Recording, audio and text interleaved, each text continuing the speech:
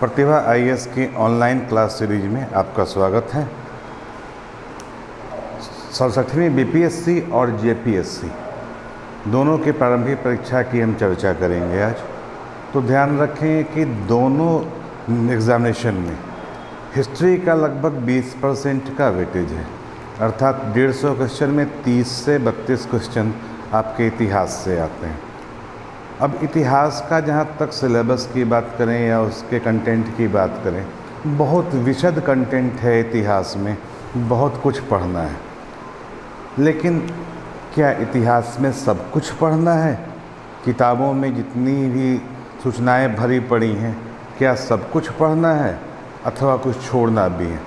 तो इस क्लास का मूल मकसद मेरा यही है कि जो पढ़ना है इतिहास में उस पर हम फोकस करेंगे और जो भी छोड़ना है उस पर भी फोकस करेंगे। अर्थात क्या नहीं पढ़ना है आपको, इस बिंदु को अगर आप ध्यान में रखेंगे तो आप कम एफर्ट में, कम मेहनत में ज़्यादा से ज़्यादा गेन कर पाएंगे। तो मेरा मकसद यही है कि कुल 11 क्लास सीरीज़ में पूरे इतिहास को, पूरे भारतीय इतिहास को समेटना, ताकि क्या पढ़ना है वो जान लें, क्या नहीं पढ़ना है ये समझ लें और अपनी तैयारी को अच्छे ढंग से आप पूरा करें, ताकि जब एग्ज़ाम में बैठें तो आपको सारा क्वेश्चंस बिल्कुल पानी की तरह साफ़ हो जाए और आपको लगे कि नहीं ये तो आता ही है बिल्कुल। तो इतिहास में एक भी गलती आपकी सफलता को दूर कर सकती है आपसे, क्योंकि आपने देखा इस बार बीपीएससी में कट ऑफ 106-7, यानी अब 150 में 100 से काफ़ी ऊपर कट ऑफ जा रहा है। ऐसी स्थिति में इतिहास जैसे विषय में एक भी गलती आपको भारी पड़ सकती है। अब कुछ लोगों को मैंने देखा है सिंधु घाटी सभ्यता पढ़ रहे हैं तो उसके सारे जगहों को रट रहे हैं, कौन कहाँ से मिला, क्या ट्रेंड बदल रहा है। बदलते ट्रेंड को समझें। सिंधु घाटी सभ्यता में इतना कुछ भी, जितना डीप में आप जा रहे हैं वो नहीं पूछता है। वैसे ही कुछ लोगों को मैंने देखा है पूरा पाषाणकालीन स्थल रट रहे हैं, मध्य पाषाणकालीन स्थल रट रहे हैं। इसकी कोई ज़रूरत नहीं है। जहाँ तक ट्रेंड, आजकल का ट्रेंड जो बोल रहा है बीपीएससी के लिए अथवा सीडीपीओ के लिए, इस ट्रेंड के हिसाब से हम चलेंगे। तो आज ऑनलाइन क्लास सीरीज का ये पहला भाग है। इसमें हम लोग शुरुआत करेंगे प्राचीन भारत से। अब प्राचीन भारत में हम आएंगे तो देखोगे एक बात, प्राचीन भारत में अगर आते हैं तो आप गौर करोगे कि प्रागैतिहासिक काल, आद्य ऐतिहासिक काल और ऐतिहासिक काल, कुल 3 भाग में प्राचीन भाग को बांटा गया है। मैं लिख दे रहा हूँ। सबसे पहला भाग है आपका प्रागैतिहासिक काल, दूसरा भाग हो गया आपका आद्य ऐतिहासिक काल और तीसरा भाग हो गया आपका ऐतिहासिक काल। अब विचारना ये है कि प्रागैतिहासिक काल क्या है। तो इतिहास के ऐसे भाग, अब एक बात याद रखेंगे, प्राचीन भारतीय इतिहास की जानकारी पुरातत्वविदों के द्वारा की गई खुदाई से बहुत कुछ प्राप्त हुई है। तो चाहे हम आदिम सभ्यता की बात करें, सिंधु घाटी सभ्यता की बात करें, हमने क्या देखा है कि जो भी पुरातत्वविदों ने खुदाई किया है उसको क्रमवार सजाया गया है और उस पर इतिहास कायम किया गया है। पहले हम चर्चा करेंगे प्रागैतिहासिक भारत की। तो इसमें क्या है कि ऐसा काल, इतिहास का, प्राचीन इतिहास का वह काल जिसमें कोई भी लिखित, मैं बोल रहा हूँ जिसमें कोई भी लिखित अवशेष नहीं प्राप्त हुए हैं जिससे कि उस काल के बारे में जानकारी ली जाए, वैसे काल को बोलते हैं प्रागैतिहासिक काल। अब जहाँ तक बात करेंगे पाषाण युग की, उस समय न लिपि थी न कोई भाषा थी, तो लिखित कुछ भी नहीं छोड़ा उन लोगों ने। ऐसे में इतिहास की कल्पना कैसे करी जाएगी? तो ये स्थिति हो गई उसमें कि इतिहास, प्रागैतिहासिक काल का इतिहास पुरातत्वविदों द्वारा की गई विभिन्न जगहों की खुदाई से जो भी चीज़ें प्राप्त हुई हैं उसके द्वारा इतिहास की कल्पना की गई है। सीधी सी बात है। अब इसमें गौर करेंगे ना, समझने वाली बात है, ये रटने वाली बात बिल्कुल नहीं, सिर्फ समझ लेंगे आप कि कैसे माना गया कि कौन पूर्व का है कौन बाद का है। तो गौर करोगे जो भी पहले की चीज़ होती है वो ज़मीन के सबसे नीचे दबती है, और उससे जो भी ऊपर की चीज़ें हैं वो क्रमशः ऊपर आती जाती हैं।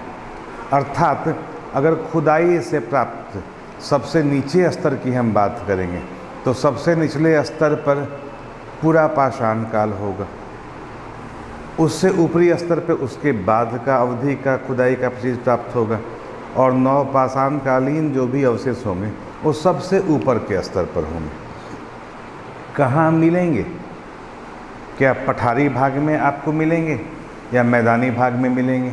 तो इसका बेस्ट जवाब है क्या कि जहाँ भी जलोढ़ मिट्टी अर्थात जो भी नदी घाटी में ये सभ्यताएं बनी उसके ऊपर मिट्टियों का स्तर बनता जाता है।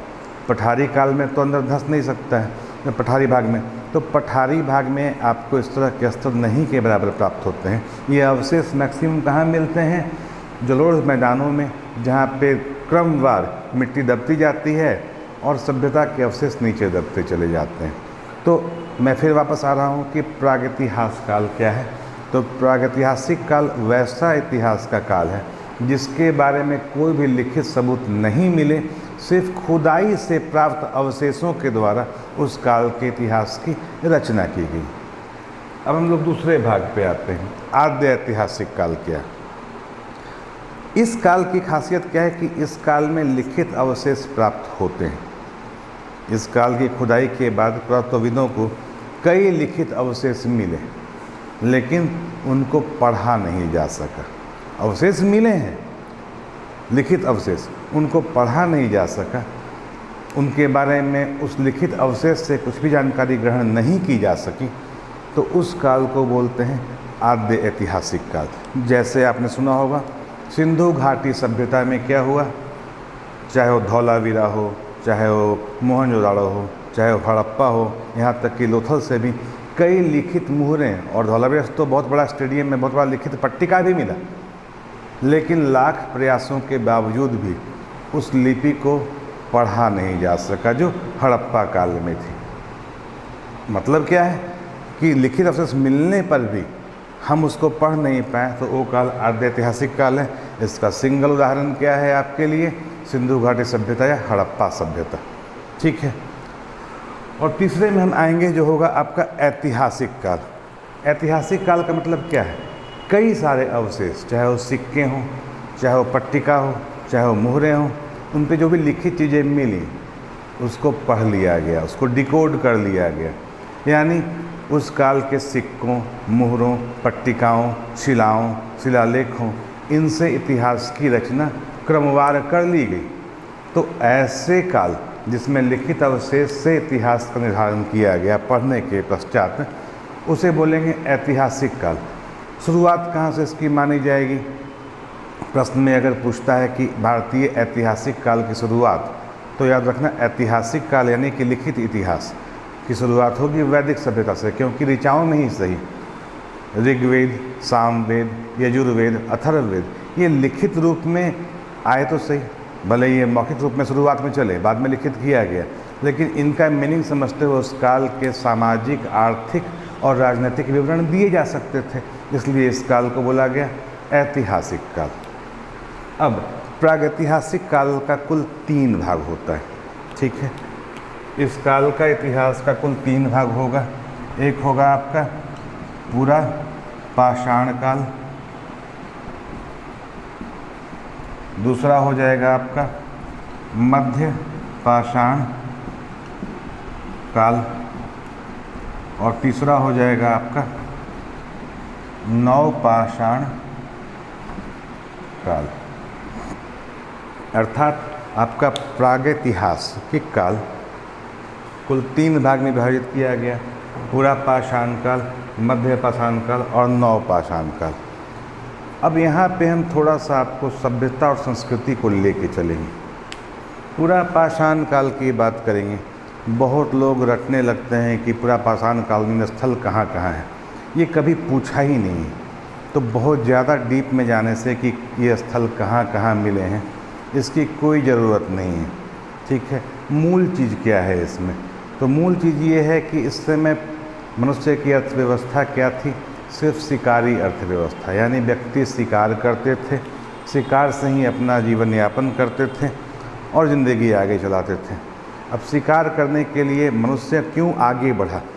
जानवरों से सभ्यता संस्कृति मनुष्य आगे क्यों बढ़ा? क्योंकि मनुष्य के पास 4 खासियत थी। पहला, विकसित मस्तिष्क। दूसरा क्या हुआ आपका? सीधे खड़े होने की क्षमता, जिससे कि दोनों पैर पे वो भाग सकते हुए भी दोनों हाथों का प्रयोग कर सकते थे। तीसरा हो गया फोकस करने वाली आँख। ये आँख एक जगह फोकस कर सकती है। प्राइमेट्स के अलावा, यानी मनुष्य और बंदरों के अलावा कोई भी जानवर फोकस नहीं कर सकता, ठीक। तो ये फोकस करने की क्षमता। और चौथा हो गया क्या आपका? टूल्स डेवलप करने की क्षमता। अर्थात शिकार क्या हाथ से करेंगे? नहीं, कुछ टूल्स बनाया होगा। तो पूरा पाषाण काल में क्या है? पत्थरों से बनाए गए औजार। क्यों इनको पाषाण काल बोलते हैं? इनके औजार पत्थरों से बनाए हुए थे। अब बड़े पत्थरों को छोटे पत्थरों से पीट करके, चोट करके उसके छिलके या टुकड़े निकाले जाते थे। तो छिलके, जो बिल्कुल पतले छिलके निकाल दिए गए, वो ब्लेड या स्किल, ब्लेड का काम या सल्क बोलते हैं उसको, फ्लेक्स, उसका काम करते रहे। उससे ये काटने में मदद कर सकते थे। और जो पत्थर का बड़ा टुकड़ा बच गया उसको इन्होंने हस्त कुठार, ठीक है ना, हस्त कुठार, जिसको एस्लूसियन कुठार भी बोलते हैं, हस्त कुठार के रूप में उसका प्रयोग इन लोगों ने चोट करने के लिए किया। तो पूरा पाषाण काल का टूल्स मेन क्या होगा? हस्त कुठार, खुरचनी, विदारनी और काटने वाला फ्लिक। खुरचनी यानी रुपये पत्थर से खुरचते थे वो लोग, विदारनी जिससे वो किसी भी चीज़ को फाड़ सकते थे, और फ्लेक से, ब्लेड से काट सकते थे, और हस्त कुठार से चोट कर सकते थे। तो कुल 4 टूल्स, हस्त कुठार, विदारनी, खुरचनी और ब्लेड, कुल 4 टूल्स इनके पास थे जिससे ये अपना शिकार किया करते थे, ठीक है। अब कई सारे स्थल हैं, पिकली हल वगैरह, उसमें बहुत डीप जाने की ज़रूरत नहीं है, नहीं पूछता है। मूल इनके हथियार समझ गए आप, लेकिन इनके हथियार बड़े आकार के होते थे। अब पूरा पाषाण काल से मध्य पाषाण की ओर बढ़ेंगे। शिकारी अर्थव्यवस्था अभी भी है, किंतु जो टूल्स हैं और थोड़े से परिष्कृत होते गए। लाइक हस्त कुठार को मूठ हैंडल के रूप में यूज़ किया था कि दूर से भी उसका यूज़ कर सकें। खुरचनी विदारनी को भी और डेवलप किया गया। तो सब कुछ करने के पश्चात मध्य पाषाण काल में पाषाण के ही हथियार थोड़े छोटे हुए और थोड़े परिष्कृत हुए। अब मैंने कहा अर्थव्यवस्था अभी भी क्या है आपकी? अर्थव्यवस्था अभी भी शिकारी अर्थव्यवस्था है। लेकिन मध्य पाषाण काल में खासियत क्या रही? गुफाओं में ये परिवार के रूप में आदि मनुष्यों ने रहना शुरू किया। अर्थात केव ड्वेलिंग, यानी गुफाओं में रहने की शुरुआत मध्य पाषाण काल में हो गई। क्लियर? तो मध्य पाषाण काल में जब रहने लगेंगे तो कलात्मकता, जो कला की उत्पत्ति होगी, पूरा पाषाण काल में सिर्फ खाने पीने के लिए है शिकार, बट मध्य पाषाण काल में क्या है? कला की उत्पत्ति हुई। तो गुफा में जितने भी पेंटिंग्स, यानी अगर प्रश्न में आता है ये गुफा चित्रकारी का आरंभ कब से हुआ, आपका जवाब होगा मध्य पाषाण काल से हुआ। अर्थात मध्य पाषाण काल में वो लोग कुछ जानवर को अपने टोटम धर्म के रूप में भी शुरुआत कर चुके थे। तो एक तरह से संस्कृति का उदय मध्य पाषाण काल में हुआ, जिसमें कलात्मकता भी आई, यानी टोटम जैसा प्रारंभिक धर्म का उदय, और एक समाज के रूप में कुछ परिवारों के संगठन का उदय, और गुफा में रहने के साथ गुफा चित्रकारी का उदय। ये 3 चीज़ मध्य पाषाण काल की विशेषता है। इससे अधिक नहीं पूछेगा आपको स्थल, मध्यकालीन स्थल कौन से हैं, मध्य पाषाण कालीन या पूरा पाषाण कालीन, इसमें बहुत फोकस नहीं करना है। मुख्य फोकस करना है आपको नव पाषाण काल में। तो नव पाषाण काल में कुछ ऐसे आविष्कार मनुष्यों ने किए जिससे नव पाषाण काल को क्या बोलते हैं? क्रांति काल बोलते हैं। अब नव पाषाण काल को बोलेंगे क्रांति काल। क्यों बोलेंगे? क्यों इस नव पाषाण काल को हम नव पाषाण कालीन क्रांति बोलते हैं? तो पहली बात, आग का आविष्कार कमोबेश नव पाषाण काल के आरंभ में ही हुआ। अर्थात मनुष्य आग के आविष्कार करने के पश्चात जो जंगलों में होते थे वहाँ पेड़ों को जलाकर ज़मीन साफ करके खेती की शुरुआत कर सकते थे। एक दूसरी बात कि मध्य पाषाण नव पाषाण काल में आग के साथ साथ क्या आविष्कार हुआ? चाक का, चक्के का आविष्कार हुआ।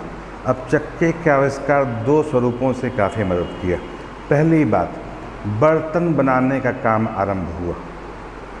पूरा पाषाण काल, मध्य पाषाण काल में शिकार करा, जो खाया सो खाया, बाकी बर्बाद हुआ, क्योंकि संग्रह करने की क्षमता भी नहीं थी और संग्रह करने के लिए बर्तन भी नहीं थे।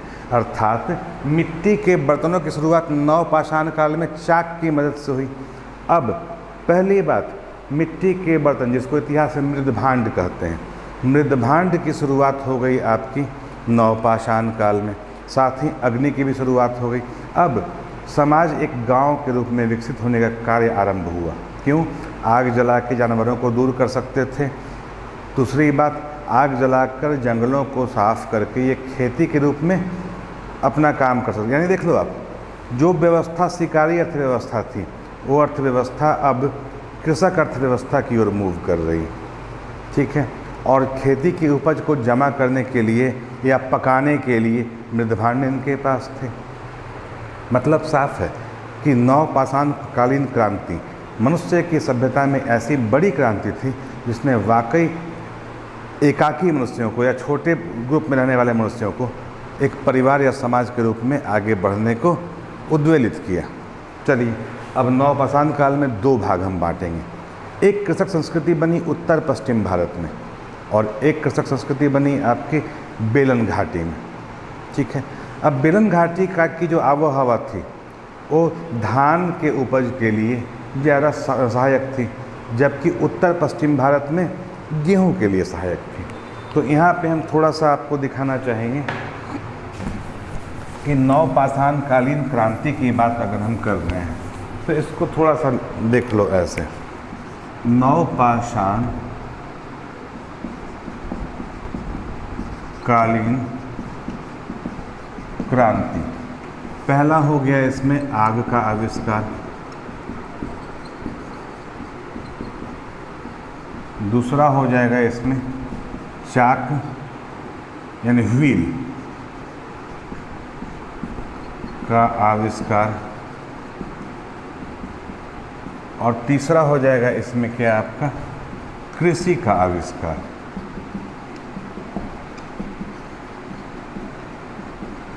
ये तीन चीज़ें ध्यान रखेंगे। आग के आविष्कार का फ़ायदा हमने बताया, चाक से मृदभांड भी बना सकते हैं और चक्का के रूप में गाड़ियों का भी प्रयोग आरंभ किया, यानी एक जगह से दूसरी जगह ढो के ले जाने की प्रवृत्ति आरंभ हुई और सहूलियत आरंभ हुई। इससे क्या हुआ, जो आग से जला के खेत बनाए, खेत की उपज अपने अपने घरों तक चक्के से बनाए, आरंभिक गाड़ियों से ये ले जा सकते, जुलाई कर सकते थे।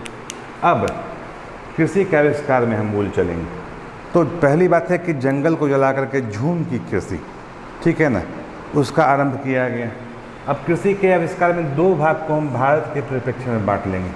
पहला हो जाएगा आपका उत्तर पश्चिम भारत और दूसरा हो जाएगा बेलन घाटी। ये बेलन घाटी कहाँ है?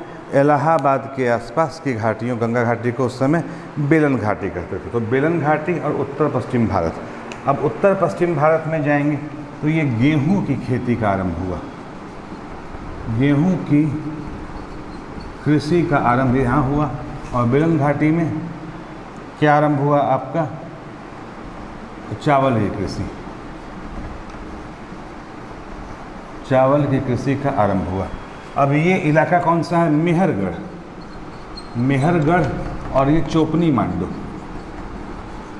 चोपनी मांडो, अर्थात बेलन घाटी के चोपनी मांडो में क्या हुआ? चावल की खेती का आरंभ हुआ, जबकि उत्तर पश्चिम भारत के मेहरगढ़ में गेहूं की खेती का आरंभ हुआ। मुख्य बात यही है कि जब कृषि का आरंभ होगा तो क्या कृषि मनुष्य अकेला करेगा? सोचने की बात है। अकेला कृषि संभव नहीं है। तो मनुष्यों ने यहाँ पे क्या किया? कुछ पशुओं को पालतू बनाने का काम आरंभ किया। अर्थात अब कृषि की अर्थव्यवस्था आएगी तो पशुपालन की अर्थव्यवस्था भी आएगी। अर्थात अब नवपाषाण काल में कृषि और पशुपालन दोनों आरंभ हुआ। अब एक बात गौर करना, मृदभांड भी हमारे पास है। हमने उपज किया तो आज का आज नहीं खाएंगे, कुछ खाएंगे और कुछ जमा करके भविष्य के लिए रखेंगे। तो मृदभांडों में अनाज संग्रहण का काम आरंभ हुआ। अब यानी व्यवस्था जो शिकार अर्थव्यवस्था थी, शिकार किया और खा लिया, अब कृषि और संग्रहण शुरू हुआ, और संग्रहण होते ही क्या हुआ, एक्स्ट्रा आपके पास संसाधन आए। अब जब एक्स्ट्रा संसाधन आएंगे तो आपकी कलात्मकता या आपकी संस्कृति जागरूक होगी, बढ़ेगी।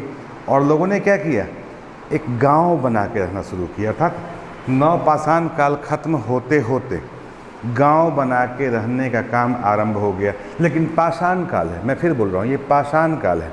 अभी तक क्या हो रहा है, यहाँ पे पत्थर के ही हथियार यूज़ हो रहे हैं। लेकिन जानवरों की हड्डियों का मूठ लगाना या हैंडल लगाना इस काल में शुरू हो गया। तो काफ़ी छोटे और तीक्ष्ण, जो बड़ा हथियार होगा वो तीक्ष्ण नहीं होगा, लेकिन नवपाषाण काल के हथियार जो हुए पत्थरों से ही बने हुए, वो रगड़ के काफ़ी चिकने और छोटे और तीक्ष्ण बनाए गए और उसमें हड्डियों की हैंडल लगाई गई। अब यहाँ पे याद रखना, मैंने कहा मेहरगढ़ हो गया, चोपनी मांडो हो गया, पिकली हल हो गया, दयामाबाद हो गया, ये सब इलाके नवपाषाण काल के हैं, जो आपकी किताब में आप आराम से देख सकते हैं। मूल चीज़ क्या है कि बिहार के केस में चिरांद और सेनुआर, दो जगह का नाम आपने सुना होगा। तो यहाँ पे बात करेंगे नवपाषाण काल में कि चिरांद और सेनुआर, चिरांद प्लस सेनुआर, यहाँ पे क्या था, ये दोनों बिहार में पाए गए नवपाषाण कालीन स्थल थे हैं, जहाँ पे कि पत्थरों के छोटे हथियार जिसमें जानवरों की हड्डियों का मूठ लगा हुआ, वो बड़े पैमाने पे पाए गए। अब इससे क्या फ़ायदा हुआ, पत्थर के हथियार, जानवरों की हड्डी लगी बेट, उससे आपने हल जैसे यंत्र भी बनाए, जिससे कृषि का आविष्कार में या कृषि के कार्य में काफ़ी मदद मिली।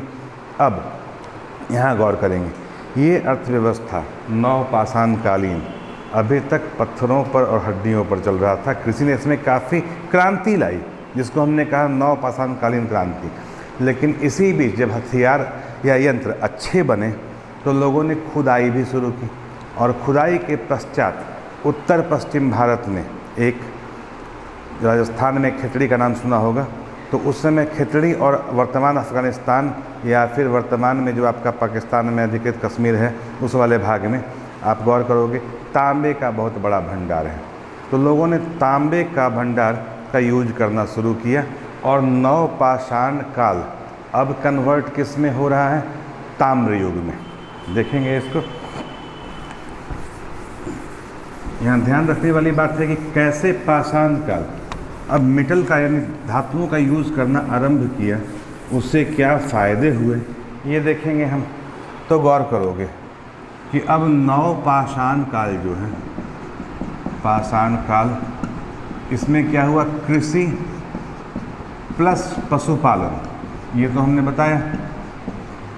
तो संग्रहण अर्थव्यवस्था बनी, इससे क्या हुआ, खुदाई आरंभ हुई, खुदाई में सरलता, कैसे, अच्छे यंत्रों के बल पर, अच्छे यंत्रों के कारण खुदाई शुरुआत हुई। अब इसमें क्या हुआ, उत्तर पश्चिम भारत में, उत्तर पश्चिम भारत में तांबे, गौर करना, पहला मेटल जो हमने यूज़ किया, हमारे पूर्वजों ने सबसे पहला धातु जो प्रयोग किया वो धातु है तांबा। और उत्तर पश्चिम भारत में आपने सुना होगा खेतड़ी, राजस्थान में तांबे की बहुत बड़ी खान है। आज भी आप देखोगे खेतड़ी कहाँ है, राजस्थान में, ये बहुत बड़ा तांबे का खान है। लेकिन ये खान आज का नहीं है, प्रागैतिहासिक काल, नवपाषाण काल के अंत होते होते मनुष्यों ने इस खान का उपयोग शुरू कर दिया। यानी कह सकते हैं कि भारतीय इतिहास का सबसे प्राचीन तांबे का खान खेतड़ी का ही आसपास का इलाका है। तो वहाँ से जब तांबे मिले तो लोगों ने मेटलर्जी यानी धातु कर्म सीखा, कैसे आग में पिघला करके तांबे को शोधन किया जाए और उससे हथियार या यंत्र बनाए जा सकते हैं। जब तांबे के यंत्र बन गए तो कृषि कार्य यानी हल वगैरह में, कुल्हाड़ी वगैरह में काफ़ी बड़ी मदद मिली, क्योंकि पत्थर से तो ये मजबूत हैं। अब इससे क्या फ़ायदा हुआ, लोगों ने देखा कि कृषि कार्य कहाँ होता है, नदी घाटी के आसपास। तो उधर उत्तर पश्चिम भारत में सिंधु एवं सहायक नदियों, या और ऐड कर लें तो सरस्वती, सिंधु और सहायक नदियों और मध्य भारत में यानी कि उत्तर भारत में क्या हुआ, गंगा यमुना दोआब, दोआब यानी दो नदियों का जहाँ पे मिश्रण होता है। तो गंगा यमुना दोआब के इलाके में जो कि बेलन घाटी हमने बतलाया था आपको। दूसरा, उत्तर पश्चिम भारत में सरस्वती, सिंधु और उसकी सहायक नदियों के आसपास बड़े पैमाने पे खेती का कार्य शुरू हुआ।